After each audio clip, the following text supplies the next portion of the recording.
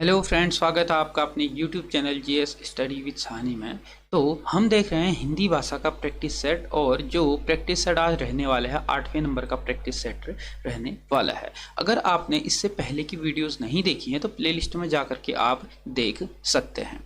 तो हम अब बहुत से लोग इसमें कह रहे होंगे कि सर आप सिर्फ हिंदी का क्यों कर रहे हो। तो हमारा जो टारगेट है वह 1 तारीख तक हम हिंदी को कंप्लीट कर लेंगे, यानी कि जो हिंदी भाषा की जो प्रैक्टिस सेट रहेंगे उसे कंप्लीट कर लेंगे। और इससे मान के चलें 90% जो हिंदी भाषा से आपके एग्जाम में पूछे जाते हैं प्रश्न वह हम कवर कर लेंगे। तो उसके बाद हम फिर अन्य सब्जेक्ट का भी इसमें प्रैक्टिस सेट लेकर के आएंगे। तो अगर आप लोग अभी तक हमारे चैनल पर नए हैं और आप लोगों ने अभी तक चैनल को सब्सक्राइब नहीं किया है तो चैनल को सब्सक्राइब कीजिएगा और वीडियो को ज़्यादा से ज़्यादा लोगों तक शेयर भी कीजिएगा, ताकि प्रत्येक वीडियो का नोटिफिकेशन आप लोगों तक आसानी से पहुंच सके।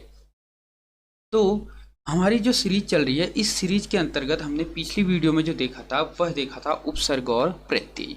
अगर आप लोगों ने वो वीडियो नहीं देखी है तो उन वीडियो को भी आप प्लेलिस्ट में जाकर के देख सकते हैं। तो आज हमारा जो प्रैक्टिस सेट रहने वाला है वह 8वें नंबर की प्रैक्टिस सेट रहने वाला है, जिसमें हम शब्द के बारे में जानेंगे, यानी कि शब्दों के भेद जो होते हैं, भेद जो उसके 4 भेद होते हैं उसके बारे में हम इसमें डिस्कस करेंगे। तो लगभग शब्द के जो 4 भेद होते हैं उससे आपके कहीं से भी प्रश्न पूछे जाए, चाहे तत्सम हो, तत्सभव हो, देशज हो, विदेशज हो, किसी से भी आपके अगर प्रश्न पूछे जाए तो आप इसमें से कभी भी गलत नहीं करेंगे अगर आप लोगों ने ये वीडियो देख ली होगी। तो अगर आप लोग ये प्रैक्टिस सेट देखते रहेंगे तो 15 तारीख को जो एग्ज़ाम होने वाला है जेल बंदी रक्षक का, उसके लिए आप मान के चलें 60 से 70% लगभग जो उसका सिलेबस है उसे कवर आप कर लेंगे इन प्रैक्टिस सेटों के माध्यम से, अगर आप डीपली अच्छे से अगर इनका गहन अध्ययन करते हैं। और इसकी जो पीडीएफ होती है वह आपको हमारे टेलीग्राम चैनल पे मिल जाते हैं। टेलीग्राम का लिंक मैंने डिस्क्रिप्शन पे दिया हुआ है, वहाँ से आप टेलीग्राम को ज्वाइन कर सकते हैं। पहले दिन ही हम वहाँ पर इनकी पीडीएफ को डाल देते हैं और दूसरे दिन फिर इसका एनालिसिस हम वीडियो के माध्यम से करते हैं। तो शुरू करते हैं। आज का पहला प्रश्न है, उत्पत्ति के आधार पर शब्द के भेद होते हैं। तो अभी मैंने आपको बताया है कि उत्पत्ति के आधार पर शब्द के कितने भेद होते हैं। उत्पत्ति के आधार पर शब्द के 4 भेद होते हैं। ठीक हो गया। अब शब्द के 4 भेद होते हैं हमने कहा, तो शब्द के जो 4 भेद होते हैं वह कौन कौन से होते हैं। ठीक हो गया। तो उत्पत्ति के आधार पर जो शब्द के 4 भेद होते हैं वह होते हैं तत्सम, तत्सम, तद्भव, तद्भव, देशज और विदेशज। ठीक हो गया। उत्पत्ति के आधार पर शब्द के 4 भेद होते हैं, तत्सम, तद्भव, देशज और विदेशज। इसको आप कभी नहीं भूल पाएंगे। अब इनमें हम अन्य प्रश्न को भी देख लेते हैं कि शब्द से आपके क्या क्या आ सकते हैं। एक तो आता है कि अर्थ के आधार पर शब्द के कितने भेद होते हैं। तो अर्थ के आधार पर शब्द के 2 भेद होते हैं, और जो अर्थ के आधार पर 2 भेद होते हैं उसमें होता है, एक तो होता है सार्थक शब्द, एक होता है सार्थक शब्द और एक होता है सार्थक, एक होता है सार्थक शब्द और एक होता है निरर्थक। हो गया। एक होता है सार्थक और एक होता है निरर्थक, 2 प्रकार के होते हैं। अब सार्थक शब्द में जो होते हैं, सार्थक शब्द में क्या क्या आते हैं आपके, जैसे एकार्थी शब्द हो गए, अनेकार्थी शब्द हो गए, पर्यायवाची शब्द हो गए, विलोम शब्द हो गए, ये सारे के सारे आते हैं एकार्थक में। और निरर्थक में जैसे एक शब्द हम ले लेते हैं चाय वाय। ठीक हो गया। चाय वाय यानी कि चाय तो शब्द है, वाई उसके साथ जुड़ जाता है। ठीक हो गया। यानी कि निरर्थक जो शब्द होता है उसका प्रॉपर स्वतंत्र रूप से अपना कोई अर्थ नहीं होता है, वह क्या करते हैं किसी अन्य शब्द के साथ जुड़ करके अपना अर्थ स्पष्ट करते हैं, वह होते हैं निरर्थक शब्द।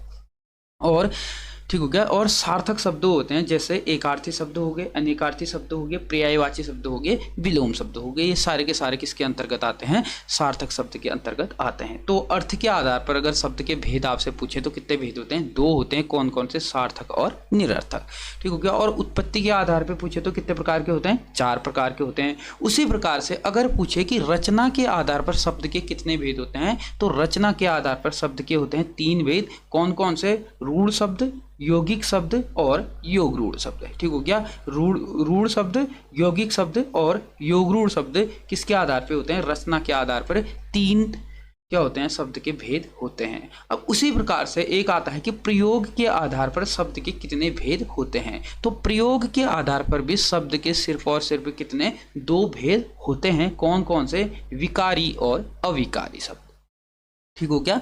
तो इतना आप समझ गए होंगे। अगर आपसे पूछे अगर कि अर्थ के आधार पर शब्द के कितने भेद होते हैं, तो आप क्या करेंगे, 2 भेद होते हैं। कौन कौन से, सार्थक और निरर्थक। उसी प्रकार से अगर प्रश्न पूछ दे कि उत्पत्ति के आधार पर शब्द के कितने भेद होते हैं, तो उत्पत्ति के आधार पर कितने होते हैं, 4 भेद होते हैं। कौन कौन से, तत्सम, तत्भव, देशज और विदेशज। अब उसी में अगर प्रश्न पूछ देता है कि रचना के आधार पर शब्द के कितने भेद होते हैं, तो रचना के आधार पर क्या करेंगे आप, 3 भेद होते हैं। कौन कौन से, रूढ़ शब्द, यौगिक शब्द और योग रूढ़ शब्द, 3 प्रकार के भेद होते हैं। किसके आधार पर, रचना के आधार पर।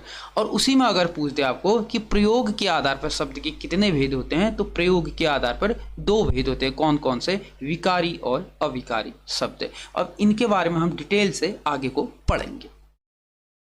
उसके बाद नेक्स्ट प्रश्न है, संस्कृत के ऐसे शब्द जिसे हम ज्यों का त्यों प्रयोग में लाते हैं कहलाते हैं। तो संस्कृत के ऐसे शब्द जिनको हम ज्यों का त्यों लेकर के आकर उनका प्रयोग हम करते हैं, उसे कहा जाता है क्या, तत्सम शब्द, ठीक हो गया। यानी कि संस्कृत के ऐसे शब्द जो जैसे थे वैसे ही हमने ग्रहण कर लिए हैं, उनको हम कह देते हैं क्या, तत्सम शब्द। और जिनका, संस्कृत के ऐसे शब्द जिनका फिर हमारे पास आकर के क्या हो जाता है, हम लिए होते हैं और उसका रूप परिवर्तित हो जाता है, तो उसको कहा जाता है क्या, तत्भव शब्द। और देशज शब्द, स्थानीय भाषाओं से विकसित हुए शब्द को क्या कहा जाता है, देशज शब्द। और विदेशी भाषाओं से लिए गए कुछ शब्द होते हैं जो उनको कहा जाता है विदेशी शब्द। इनको भी आप अच्छे से समझ गए होंगे। उसके बाद नेक्स्ट प्रश्न है, निम्नलिखित में रूढ़, यहाँ पे होगा रूढ़, ठीक हो गया, रूढ़, यहाँ पे होगा ढ, होगा ढ, रूढ़ शब्द, ठीक हो गया। तो निम्नलिखित में रूढ़ शब्द कौन सा है, तो अभी हमने पढ़ा था रूढ़ शब्द। तो रूढ़ शब्द किस आधार पे होते हैं, रचना के आधार पे होते हैं। कितने शब्द होते हैं रचना के आधार पर, शब्द के कितने भेद होते हैं, 3 भेद हमने पढ़े थे। कौन कौन से, रूढ़, यौगिक शब्द और योग रूढ़ शब्द। अब रूढ़ शब्द क्या होते हैं, पहले तो ये समझ लीजिएगा। रूढ़ शब्द ऐसे शब्द होते हैं जिसके कोई सार्थक खंड नहीं किए जा सकते हैं। मतलब उसके अगर उसको तोड़ें तो तोड़ने के बाद उसका सार्थक कोई खंड नहीं होगा, यानी कि सार्थक शब्द नहीं बन पाएगा। उसी शब्द को कहा जाता है रूढ़ शब्द। वाचनालय, वाचन धन आलय, तो इसके भी 2 अलग अलग सार्थक खंड हो जाते हैं। उसके बाद है समतल, सम धन तल, इसके भी अलग अलग खंड हो जाते हैं। विद्यालय, विद्या धन आलय, इसके भी हो जाते हैं। पशु, अब पशु ऐसा शब्द है अगर हम इसके खंड करें पौ धन सु, तो कोई मतलब इसके सार्थक अर्थ नहीं निकल पाएगा। तो पशु कैसा शब्द हो जाएगा, रूढ़ शब्द हो जाएगा। ऑप्शन डी इसका सही उत्तर हो जाएगा। उसके बाद नेक्स्ट प्रश्न है, शब्द रचना के आधार पर बताइए कि कौन सा शब्द योग रूढ़ है, ठीक हो गया। तो शब्द रचना के आधार पर बताइए कि कौन सा शब्द क्या है, योग रूढ़ है, ठीक हो गया। योग रूढ़ होगा यहाँ पे, योग रूढ़। तो शब्द रचना के आधार पर, शब्द रचना के आधार पर अभी हमने बताया था कितने शब्द होते हैं, कहा था 3 शब्द। तो अब आप कभी नहीं बोल पाएंगे कि शब्द रचना के आधार पर शब्द होते हैं 3, यौगिक, योग रूढ़ और रूढ़, यौगिक और योग रूढ़, ठीक हो गया। अब हमने देखना है कि शब्द रचना के आधार पर बताइए इसमें कि कौन सा शब्द योग रूढ़ है। तो इसमें हम देखते हैं कि योग रूढ़ कौन सा शब्द है। पवित्र, पवित्र भी नहीं है। कुशल, कुशल भी नहीं है। और विनिमय, विनिमय भी नहीं होता है। जलज, अब जलज होता है, जलज का मतलब होता है जल धन जो, मतलब जल में जन्म लेने वाला, जलज का मतलब होता है जल में जन्म लेने वाला। जलज किसके लिए प्रयोग किया जाता है? कमल के लिए किया जाता है। ठीक हो गया, कमल के लिए प्रयोग किया जाता है। तो योग रूढ़ का मतलब होता है कि ऐसे शब्द जिसके खंड करने पर, यानी कि क्या होता है, खंड करने पर खंड हो जाते हैं, लेकिन उसका अर्थ निकालने पर उसका कोई अन्य अर्थ निकलता है, और जो उसका अन्य अर्थ निकलता है वह कैसा शब्द होता है? रूढ़ होता है। मतलब ऐसा शब्द जिसके खंड करने पर खंड तो हो जाएंगे, खंड करने पर उसके खंड तो हो जाएंगे, अगर हम उसका अर्थ अगर स्पष्ट करेंगे तो उसका जो अर्थ निकलेगा वह किसी अन्य के लिए निकलता है, और वह अन्य जिसके लिए निकलता है वह कैसा शब्द होता है? वह शब्द रूढ़ होता है। योग रूढ़ का मतलब यही होता है। ठीक हो गया। और अधिकतर जो योग रूढ़ शब्द होते हैं वह किस समाज के उदाहरण होते हैं? वह बहुव्रीहि समाज के उदाहरण होते हैं। ठीक हो गया। जैसे होता है कि लंबोदर, मतलब लंब है उधर, जिसका किसके लिए प्रयोग होता है? गणेश के लिए प्रयोग होता है। और गणेश कैसा शब्द होता है? योग रूढ़ शब्द होता है। ठीक हो गया। मतलब ऐसे शब्द जिसके खंड किए जा सकते हैं, लेकिन उसका अर्थ निकालने पर किसी अन्य के लिए प्रयोग किया जाता है, और वह अन्य शब्द जो होता है वह क्या होता है? रूढ़ शब्द होता है। उसी को कहा जाता है योग रूढ़। तो इसका सही उत्तर हो जाएगा ऑप्शन डी, जलज।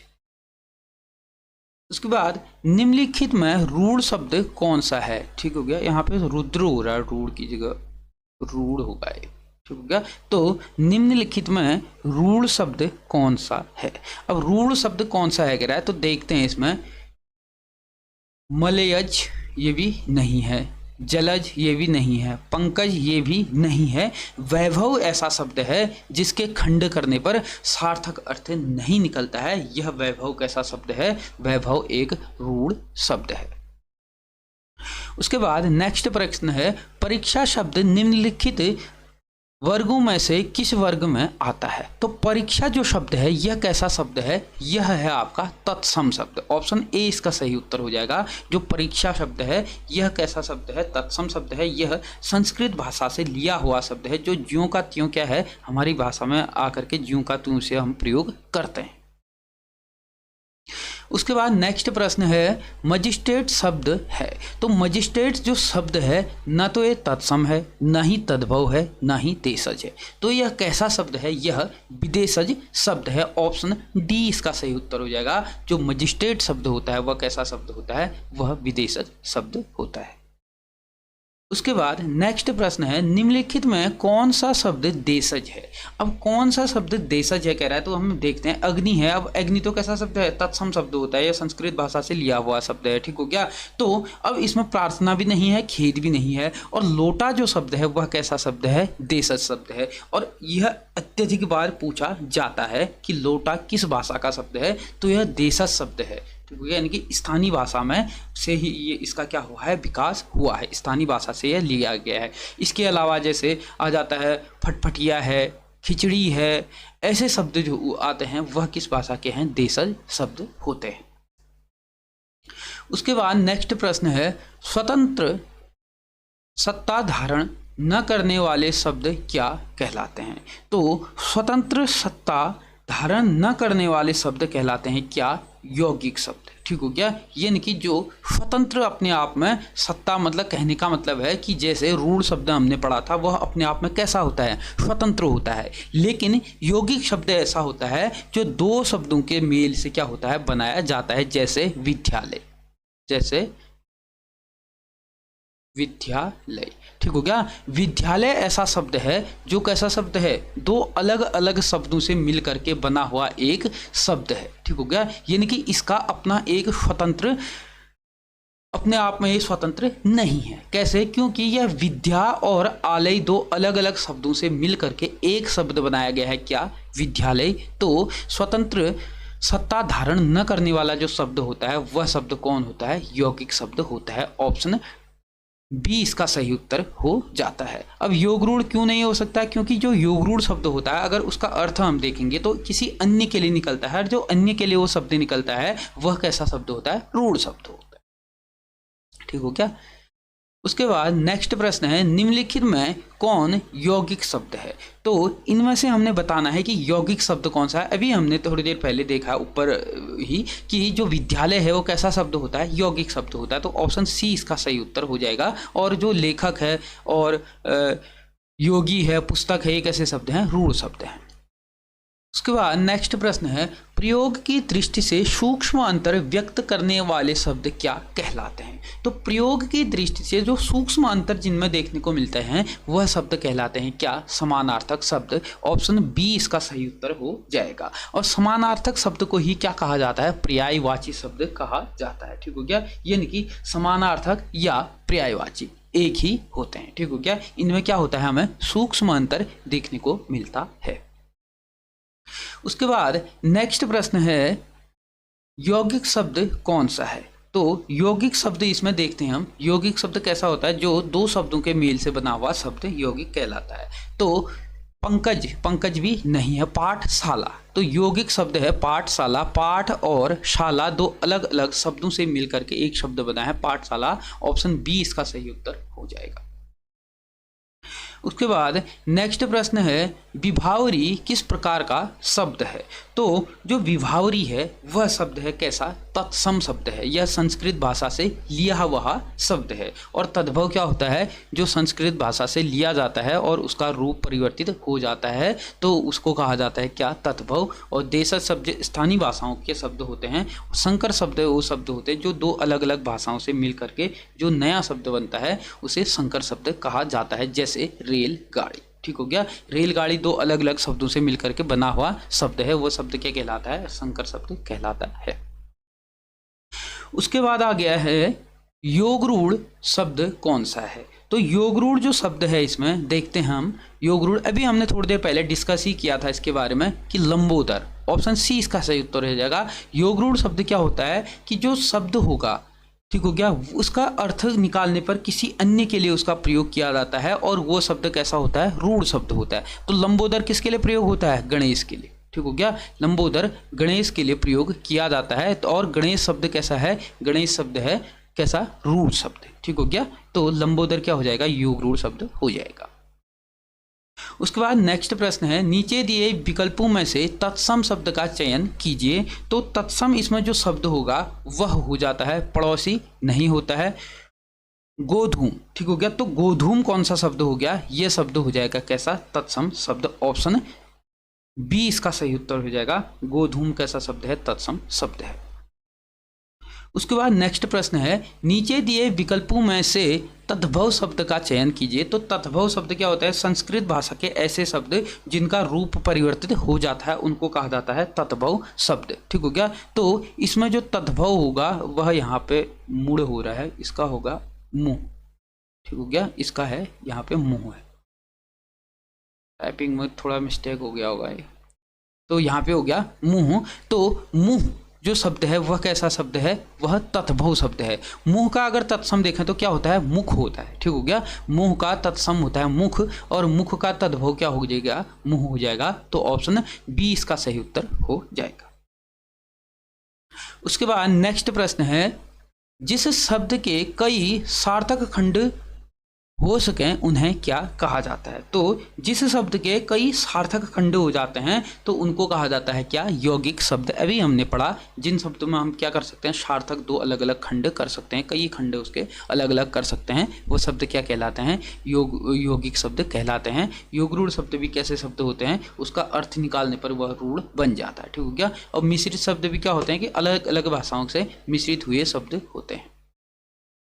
उसके बाद नेक्स्ट प्रश्न है, कौन सा शब्द देशज नहीं है? तो देशज नहीं कह रहा है तो यहाँ पे जैसे ये होगा डिबरी, डॉय, डिबरी। ठीक होगा? डॉय। यहाँ पे होगा डिबरी, ये है बो, डिबरी। ये भी कैसा शब्द है? देशज है। पगड़ी, पगड़ी भी कैसा शब्द है? देशज शब्द है। उसके बाद है डोर, डोर हो रहा, डोर होगा ये। ठीक हो गया? ये है डोर।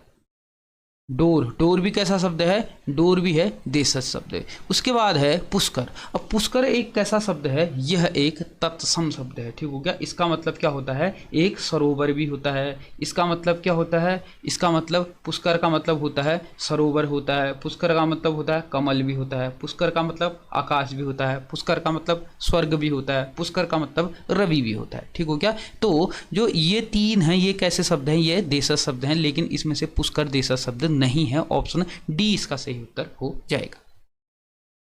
उसके बाद नेक्स्ट प्रश्न है, जिन शब्दों की उत्पत्ति का पता नहीं चलता उन्हें कहा जाता है। तो ऐसे शब्द जिनके उत्पत्ति का हमें पता ही नहीं चल पाता है तो उसको हम सिंपल सी बात है कैसा शब्द कहते हैं, देशज शब्द कहते हैं। क्योंकि देशज शब्द जो होते हैं वह स्थानीय भाषाओं से ऐसे ही आकर के क्या हो जाते हैं, हमारी भाषा में मिल जाते हैं। उसके बाद है वकील किस भाषा का शब्द है। तो वकील है जो वह है अरबी भाषा का शब्द। ऑप्शन बी इसका सही उत्तर हो जाएगा। और जो एक प्रश्न आया हुआ था यह प्रवक्ता एग्जाम में आया हुआ था, तो यह अधिकतर वकील शब्द पूछा जाता है।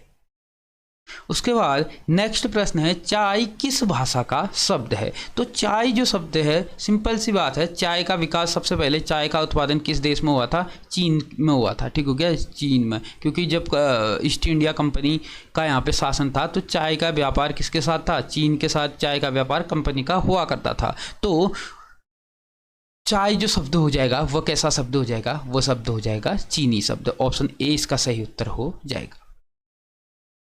उसके बाद नेक्स्ट प्रश्न है, स्टेशन किस भाषा का शब्द है। तो स्टेशन जो है वह अंग्रेजी भाषा का शब्द है। ऑप्शन बी इसका सही उत्तर हो जाएगा, ठीक हो गया। जैसे रेल यहाँ पर आई थी, ठीक हो गया, तो रेलवे स्टेशन बने। रेल कौन लेके आया, रेल लेके आया कौन, अंग्रेज। तो रेल कैसा किस भाषा का शब्द हो जाएगा, रेल हो जाएगा अंग्रेजी भाषा का शब्द। अब उनके रुकने के लिए क्या बनाए गए, स्टेशन बनाए गए, ठीक हो गया। तो स्टेशन भी कैसा शब्द हो जाएगा, स्टेशन भी हो जाएगा कैसा, अंग्रेजी शब्द। सिंपल सा याद करने के लिए एक ट्रिक इसको हम कह सकते हैं।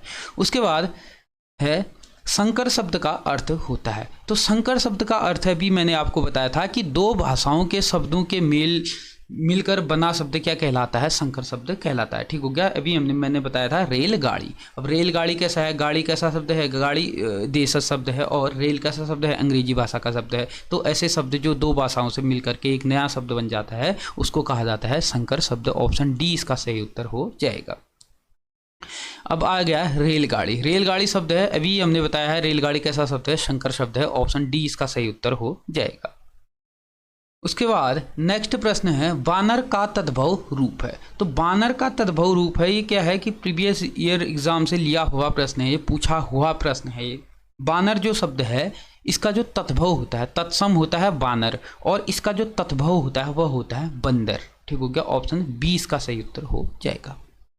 उसके बाद नेक्स्ट प्रश्न है, दर्शन का तद्भव रूप है। तो दर्शन का तद्भव रूप होता है दर्शन, ठीक हो गया। तो दर्शन जो दर्शन होता है इसका जो तद्भव रूप होता है वह होता है दर्शन। ऑप्शन बी इसका सही उत्तर हो जाएगा। क्योंकि ऐसे जो शब्द आते हैं यह पेपरों में पूछे जाते हैं आपको कंफ्यूज करने के लिए। उसके बाद नेक्स्ट प्रश्न है, निम्नलिखित में कौन सा शब्द तत्सम शब्द है। तो यहाँ पे है उद्गम, ठीक हो गया, इसको लिखना होगा उद्गम, गौ जो आधा हो रहा है, दो जो पूरा हो गया, उद्गम, ठीक हो गया। तो तत्सम शब्द है कह रहे, तो ऑप्शन ए इसका सही उत्तर हो जाएगा। तत्सम शब्द क्या हो जाएगा, उद्गम हो जाएगा। जैसे कोट है, अब कोट कैसा शब्द है, अंग्रेजी भाषा का शब्द है। और अजीब है, अजीब जो है वह अरबी भाषा का शब्द है, ठीक हो गया। तो जो उद्गम होगा वह किस भाषा का शब्द हो जाएगा, तत्सम शब्द हो जाएगा। उसके बाद नेक्स्ट प्रश्न है, अपील शब्द है। तो अपील जो शब्द है यह कैसा शब्द है, यह है विदेशज शब्द। ऑप्शन डी इसका सही उत्तर हो जाएगा। अपील शब्द है कैसा, विदेशज शब्द। अब हमने कहा कि अपील विदेशज शब्द है, तो विदेशज शब्द में भी अपील जो है यह किस भाषा का है, अंग्रेजी भाषा का है, ठीक हो गया। किस भाषा का, अंग्रेजी भाषा का शब्द है क्या, अपील। उसके बाद नेक्स्ट प्रश्न है, मगही शब्द है। तो जो मगही शब्द है यह है क्या, तत्भव। महगही शब्द क्या है, तद्भव है। ऑप्शन बी इसका सही उत्तर हो जाएगा। अगर इसके तत्सम की अगर बात करें, मगही की अगर हम तत्सम देखें तो इसका होता है मागधी, मागधी।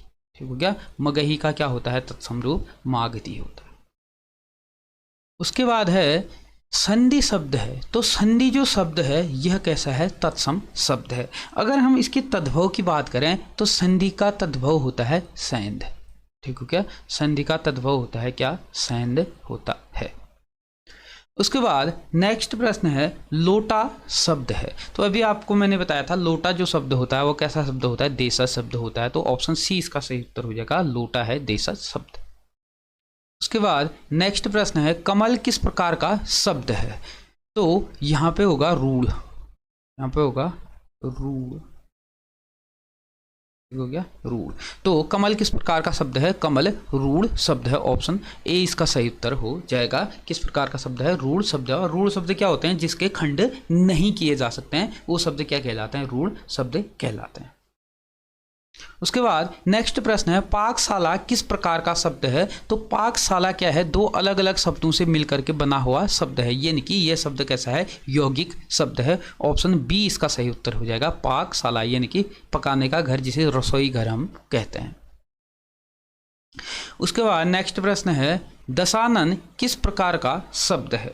तो जो दशानन है यह कैसा शब्द है, योग रूढ़ शब्द है। ठीक हो गया, दशानन कैसा शब्द है, योग रूढ़ शब्द है। क्योंकि दशानन जो है वह किसी अन्य के लिए इसका क्या हो रहा है, प्रयोग किया जा रहा है। और दशानन का मतलब क्या होता है, दशानन का मतलब किसके लिए प्रयोग किया जाता है, इसका प्रयोग किया जाता है रावण के लिए। और रावण शब्द कैसा है, रूढ़ शब्द है। ठीक हो गया, दशानन का प्रयोग किया जाता है रावण के लिए और रावण शब्द है रूढ़ शब्द। तो ऐसे शब्द जिनके खंड तो किए जा सकते हैं लेकिन उसका किसी अन्य के लिए अर्थ निकलता है और जिसके लिए उसका अर्थ निकलता है वह शब्द कैसा होता है, रूढ़ शब्द होता है। इसीलिए उस शब्द को क्या कहा जाता है, योग रूढ़ शब्द कहा जाता है। तो ऑप्शन सी इसका सही उत्तर हो जाता है।